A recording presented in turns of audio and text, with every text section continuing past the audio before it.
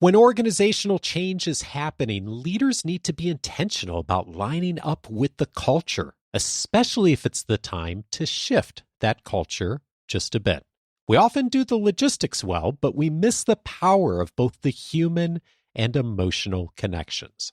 In this episode, how story can help us make a meaningful shift. This is Coaching for Leaders, episode 755. Produced by Innovate Learning, maximizing human potential. Greetings to you from Orange County, California. This is Coaching for Leaders, and I'm your host, Dave Stachowiak. Leaders aren't born, they're made. And this weekly show helps you discover leadership wisdom through insightful conversations. Now, one of the things that leaders are navigating often, and perhaps today more than ever, is how to handle change and culture shift in an organization. Organizational transitions have a tendency to be very disruptive, and leaders have a lot they can do that makes this go better, or unfortunately, in some case, makes it go worse. How we frame those transitions, those cultural shifts, makes a huge difference in how we can help the organization to thrive or not. Today, I'm so glad to welcome back a guest expert who's so wonderful at helping us to look at the human aspects of leadership through the power of story. I'm so pleased to welcome back David Hutchens to the show. David works with leaders around the world to find, craft, and tell their most urgent stories for the purpose of creating shared meaning, preserving culture, disseminating learning, and speeding change in organizations. He has taught the Storytelling Leader Program at some of the most influential organizations, including NASA, PayPal, L'Oreal, Cisco, Walmart, Google, and FedEx. He's also written many books, including The Circle of the Nine Muses, Story Dash, and one of my favorite resources, the Leadership Story Deck. David, it is always a pleasure to have you on. Welcome back. It is always a pleasure. Is this time number 7? Something like that. This is the dumb joke I make every time. Do I get my 7-timer jacket this time? There's a tote bag or something like that in your future. If we had Coaching for Leaders tote bags, I have to be careful about joking about that, because I once joked about that and someone reached out and said, "Where's the tote bag on your website?" And I was like, well, there isn't a tote bag. No, you only get it if you appear 7 times. So. I guess so. We'll see what shows up in your mailbox afterwards. So welcome back. Always a pleasure to talk to you. Indeed. I was thinking about our conversation and just so much of what I am hearing from leaders right now. And one of the things that I'm hearing a lot is, hey, change everywhere, change in how we're thinking about AI, change in geopolitics, change in the economy. And a big part of leadership is always, but is becoming even more, how to adapt to change and culture shifts and how to lead people through those transitions. And it got me thinking of some of the changes I'd been through in my career. And, you and I are big on story. And so I thought it might be fun maybe just to look back at some of those situations and see if that paints a picture for us and where we can go and be a little bit better with this, if that lands with you okay. Dave, when you tell stories, it's always a highlight of the podcast. So go for it. Bring it on. Okay. So I was thinking about us having this conversation today, and I got to thinking recently about what are the times that happened in my career where something showed up and really changed something in a substantial way. And I can remember 2 times earlier in my career where I showed up for work and everything had changed overnight. In one case, I showed up for work one day and the organization had sold overnight. And a huge change. Anyone who's been through that knows that that is a massive change for an organization and for all the people working in the organization. And we showed up and there was a big meeting and the change got announced. And the entire experience, David, I was an hour or two of this whole process of talking through the change and what was going to happen. And the thing that was really interesting is there was never really a why talked about. There was no context for why this change should happen, what it really means. And the entire framework of the conversation that day was around the logistics, the paperwork, who was going to report to who, how this was going to change, what people's titles were going to be, what wasn't going to change, all the kind of logistical stuff, which, by the way, is important. However, without the why and the larger story behind it, it sort of left us all thinking, well, what does this mean? And I very distinctly remember having a call with one of my colleagues later that night, like after this had all happened, we got on the phone and we both sort of had this reaction like, what on earth just happened? We knew logistically what had happened because it was super clear, but the why, the meaning behind it was entirely lost on us. And it took us many, many months to sort of piece together from different people, both people who had left, people who were incoming, the ownership change, like why this even happened. And it sort of set the tone for confusion and not a lot of transparency, and things didn't go great after that. And I think part of that was because that why wasn't conveyed during that time. Now, in contrast, the other time I was thinking of where I showed up for work and there had also been a huge structural change in the organization. And in some ways, this one was even like, while there wasn't an ownership change, it was even more personal in that all of us on this team had worked for this beloved person in the organization. I think every company has someone like this. This person was like the number one employee that got hired by the founder initially when the company had started. He was just revered in the organization. We all loved him. We all thought he was an amazing coach. He was just an incredible human being, an incredible manager. And all of a sudden we found out he wasn't going to be our manager anymore.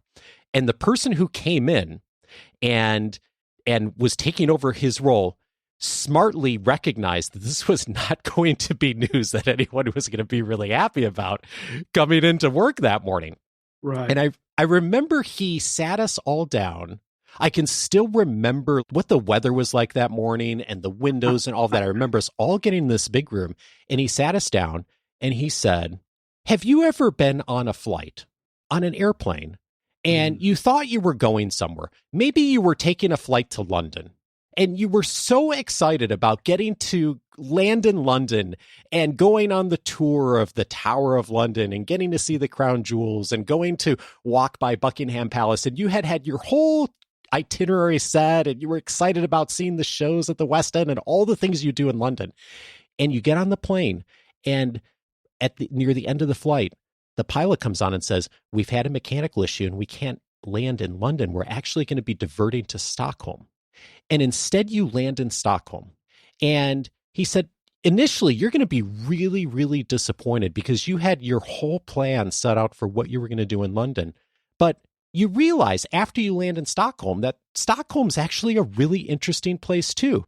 And he told this whole story, David, and he even had, I think he had a book with him or he had charts and slides of beautiful places in Stockholm. And he walked through this whole, what it would be like to just show up in Stockholm unexpectedly and have this beautiful experience. And there was nothing about logistics in the conversation at all. All it was a conversation about landing somewhere you didn't expect and what that experience might look like. And boy, I'll tell you, David, we referred to Stockholm so many times in the year after that. And the transition went really smoothly. We were all disappointed that we didn't get to work for the cool guy we had worked for all that time before.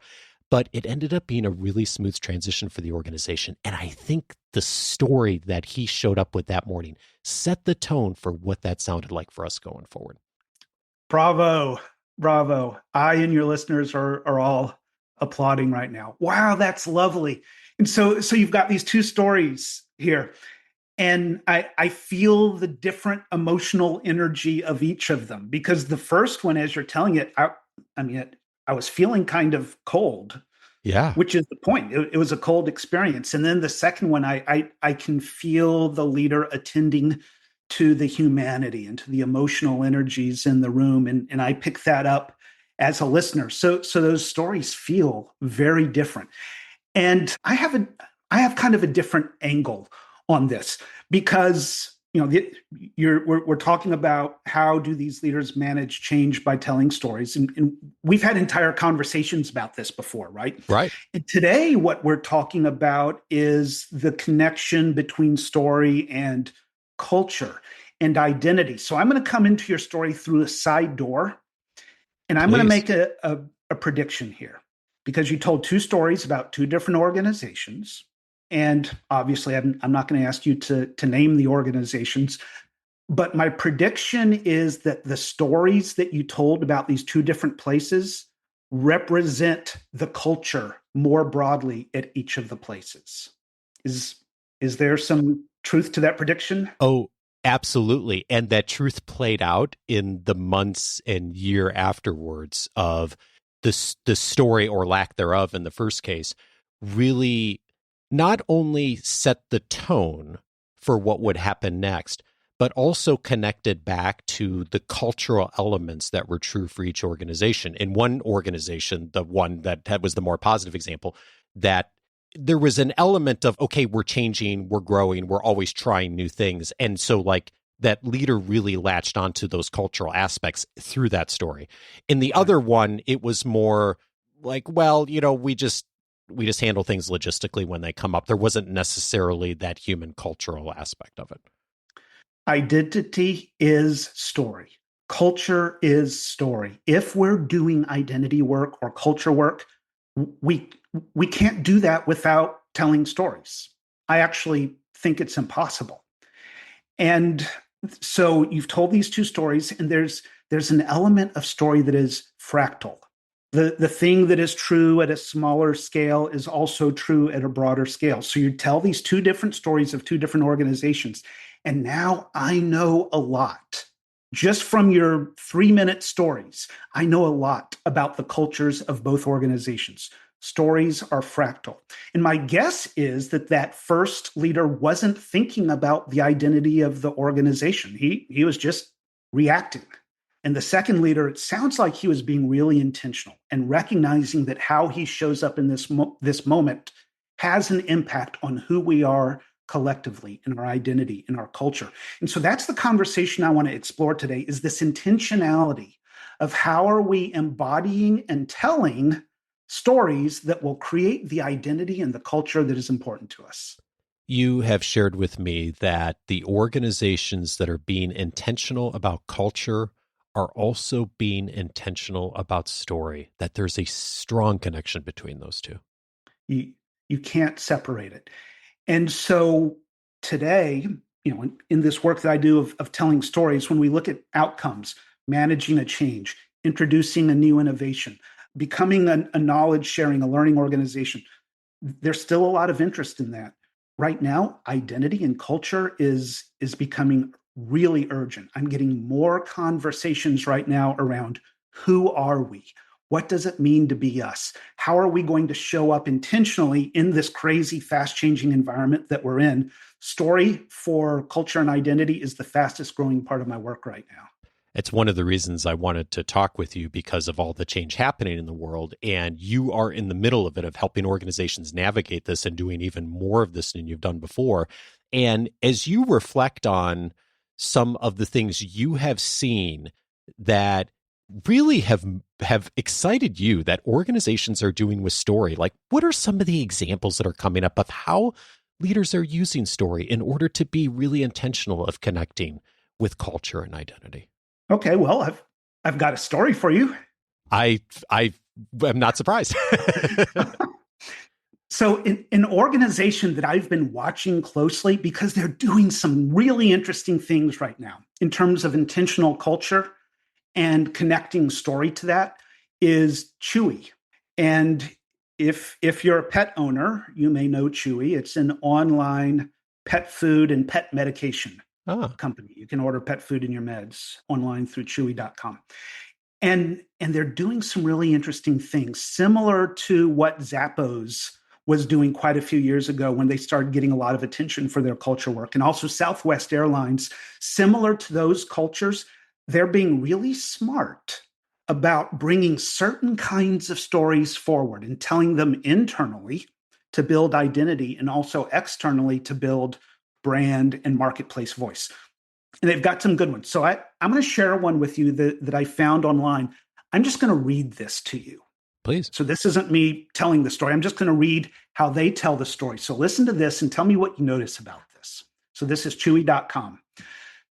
Sherry Flanagan spent the holidays trying to process her grief over the December 22nd death of her beloved dog, Zoe.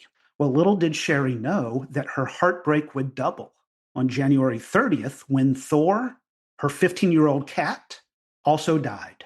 Losing Zoe was terrible. We had her for 10 years, Flanagan said. But when Thor died, that was crushing. He was always my number one boy. I'm tearing up just talking about it. Well, Flanagan wanted to return the unopened food she had purchased for Thor from Chewy, and so she called Chewy for a refund. When she called, she talked to Ashley, one of our customer service representatives, and Flanagan did not intend to pour her heart out, but Ashley prompted her to share her grief. Ashley was amazing, said Flanagan. She told me she had a cat put down and she really understood. And I kept saying that I didn't mean to bother her. And she kept saying, no, this is important. Tell me more. Well, not only did the Flanagans get a full refund for their purchase, but on February 8th, a florist van pulled up to the Flanagan home and delivered a large bouquet and a note expressing condolences over the deaths. When the story went viral, our VP of Customer Service said to People magazine, we don't feel like we're talking to customers. We're talking to pets' parents. We're feeding their children. We are part of their families. So that's one of the stories that Chewy is telling. They're being really intentional at making sure these stories are coming forward, again, not just to their marketplace, but internally as well. And here's what's interesting about this. There's something very intentional happening here. As Chewy brings these stories forward, there's something, they're doing something really specific. Sometimes when I share stories like this, I remember I once shared a Southwest Airlines story, and a colleague said, oh, cool stuff happens in that culture all the time. If I had cool stuff like that happening, I could tell stories like that as well. And I said, I think you've got it backwards. I think it's the other way around. The reasons cool stuff like this is happening at Southwest or at Zappos or at Chewy is because they're telling the stories. And when we look at the neuroscience of stories, you and I have talked about this in some of our other podcasts. You know, if that story worked for you, when I was talking about Thor and Zoe passing away, if you felt something in your body, if you felt some emotion, the science says that we were connecting in a really powerful way. Our brains were connecting. As I was telling the story, there's a neural entrainment that happens. Some call it neural coupling, if you've heard about mirror neurons. So at some level, stories act like simulations. As you're listening to me tell that story, if it works, if you like it, at some level, that was you having those experiences. You were experiencing the loss, and you were also experiencing that moment of leadership from that customer service representative who said, I'm going to do something to help this family. And now, because of the neural coupling and the emotional content, you hold that behavior in your body, almost like a muscle memory, almost like you did it. Even though you didn't, you hold the behavior in your body. And so now, as we tell these stories, and we have to tell them intentionally and repeatedly, repetition is important.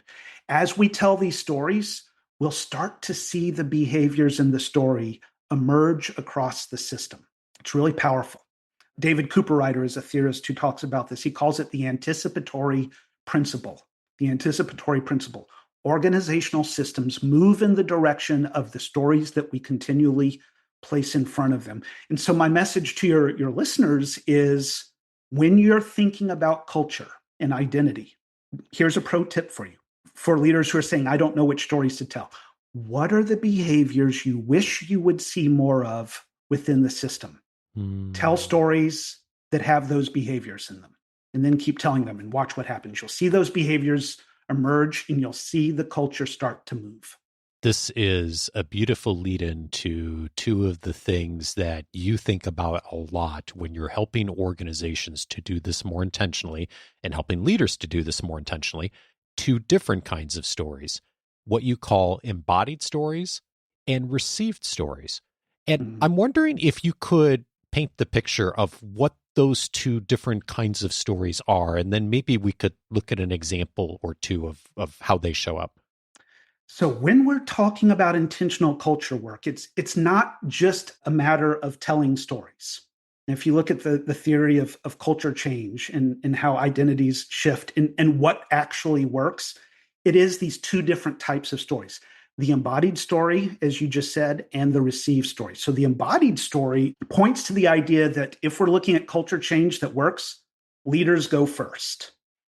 And it's not only that we tell the story, but first, you have to live the story. You have to do something storied that becomes a story that people tell.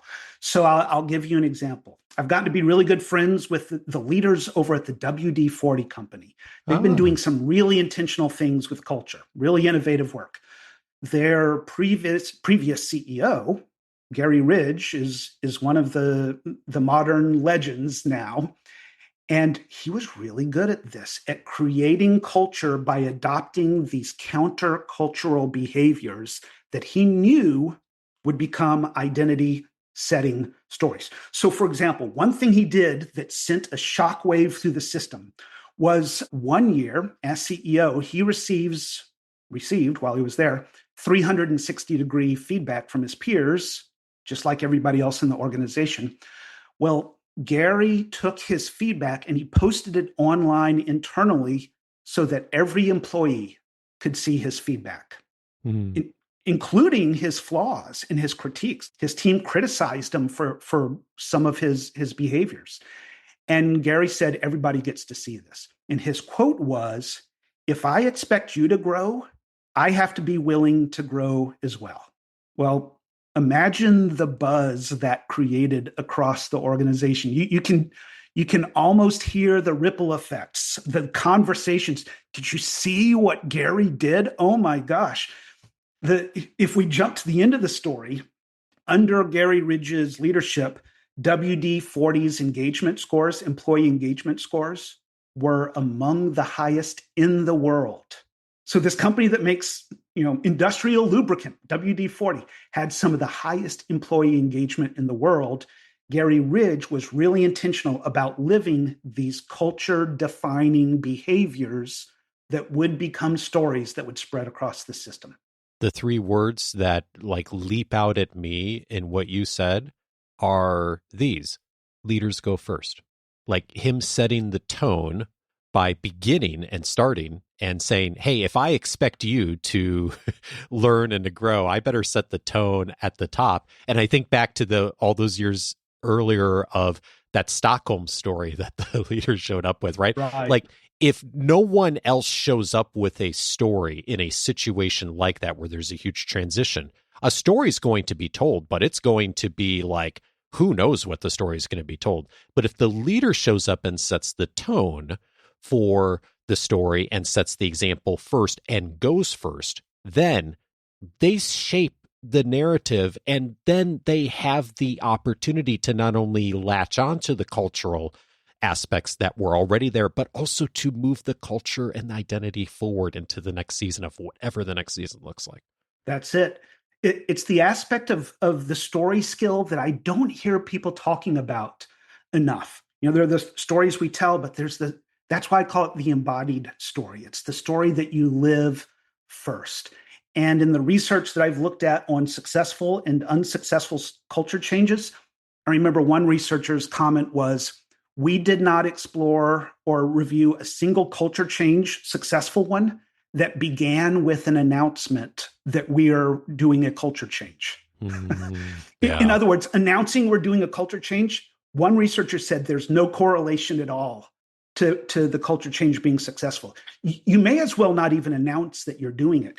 And instead, what you do is you create these culture or countercultural behaviors and then intentionally make sure that those stories are brought forward. And when I think of the embodied stories, the ones that define culture, I think of three capabilities or three characteristics.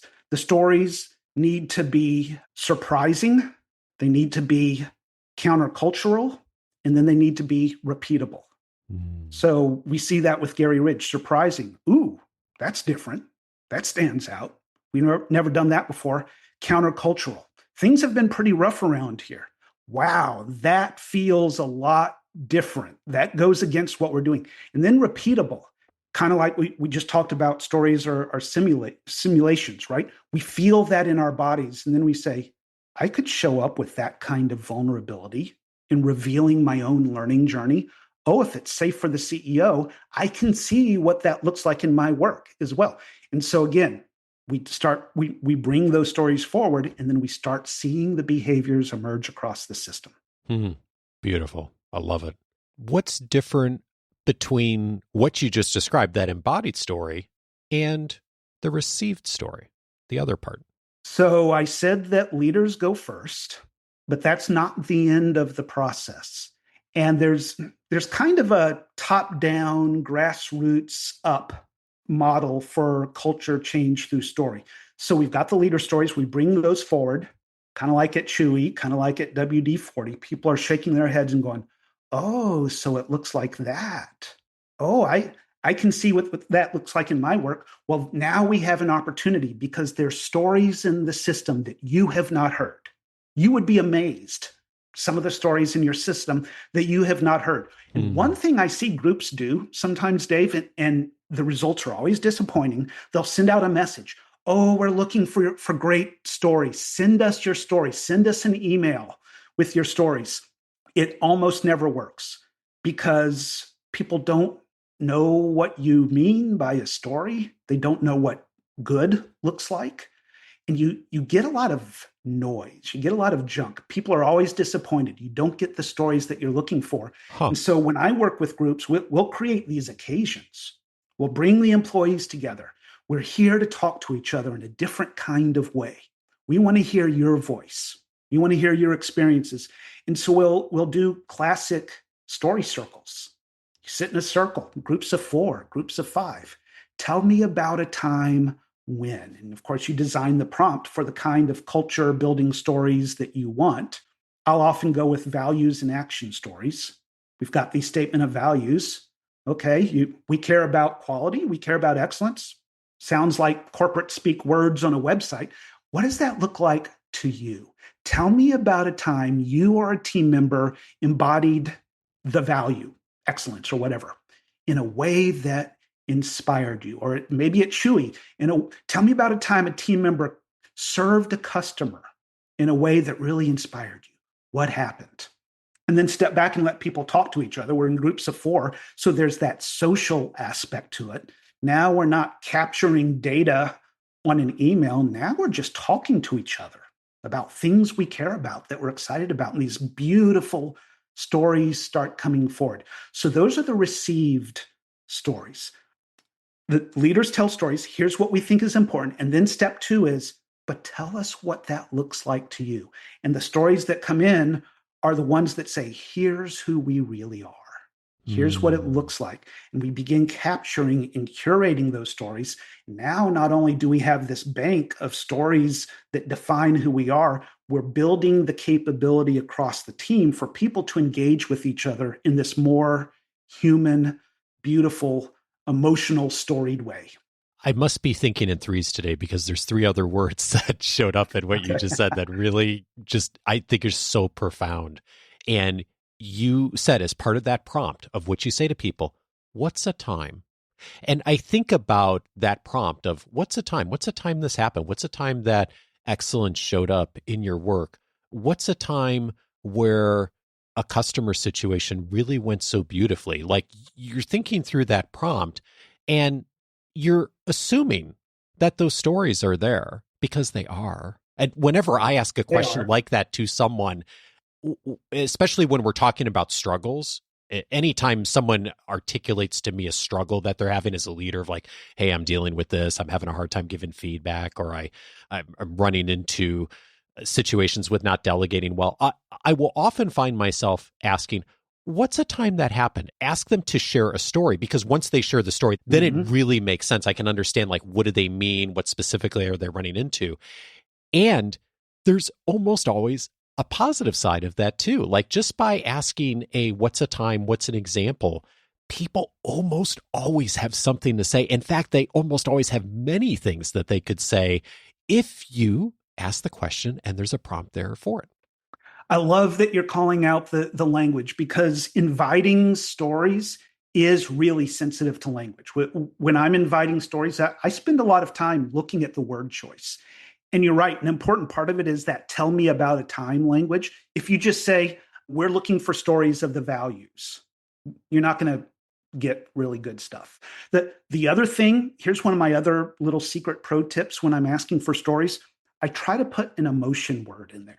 So it's not just tell me about a time that you saw the values in action. It's tell me about a time you were proud of the way the values showed up. Well, as soon as you say that emotion word, oh, a time I was proud. Now I'm searching my memories in a different way. I've evoked that emotion in the body. Proud. I know what that feels like. When did I feel that way?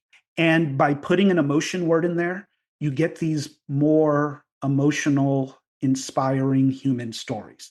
David, as always, this is so helpful. Okay, two things that I'd like to say here at the end. First of all, folks who listen to the podcast regularly will know that we started an expert partner program earlier this year. And when we did, David was the first person I called and said, I'd like you to be part of this program because of not only what you teach and the importance of it, but perhaps even more importantly, the number of people in our community who have reached out to me over the years and said how helpful you've been, either through your resources or in coming into their organizations and helping them to really utilize story, not just for story's sake, but to make big shifts and changes and help the organization to navigate through sometimes difficult times and to find their voice.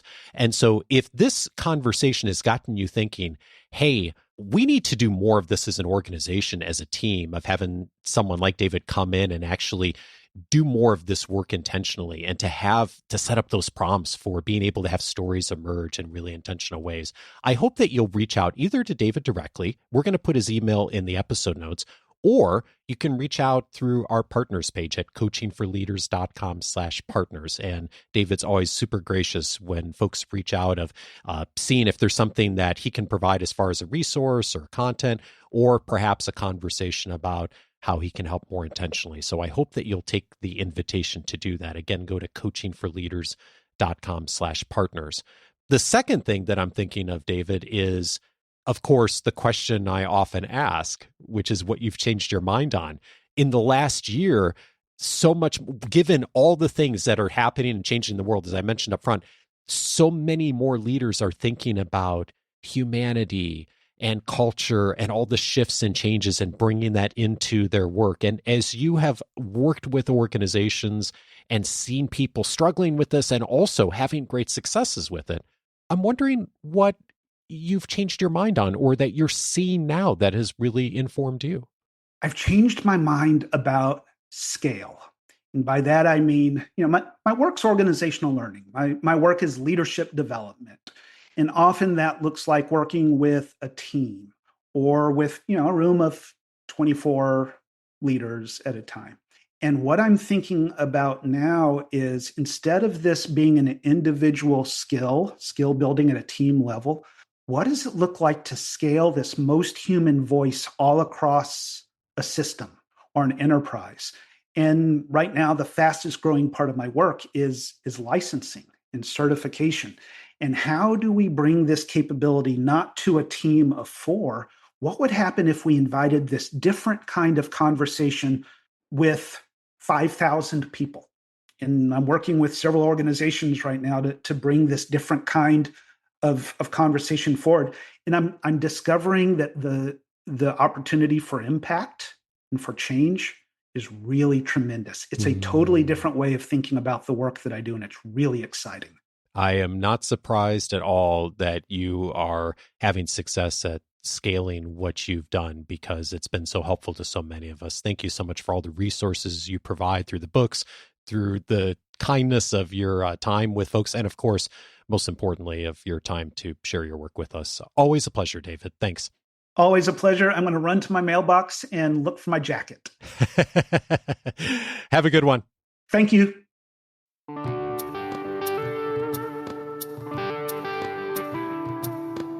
If this conversation was helpful to you, 3 related episodes I'd recommend. One of them is episode 488, Leadership Means You Go First. Keith Ferrazzi was my guest on that episode, best-selling author of many leadership books, including Never Eat Alone, which I read, I think, 25 years ago when I first came across his work.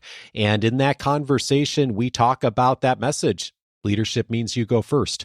We expand upon that quite a bit in that conversation and the bravery and courage that we all need. But ultimately, it does mean that we take the first step, episode 488, if you're looking for some inspiration there. Also recommended episode 593, how to start finding useful stories. It's one of the past conversations David and I had together.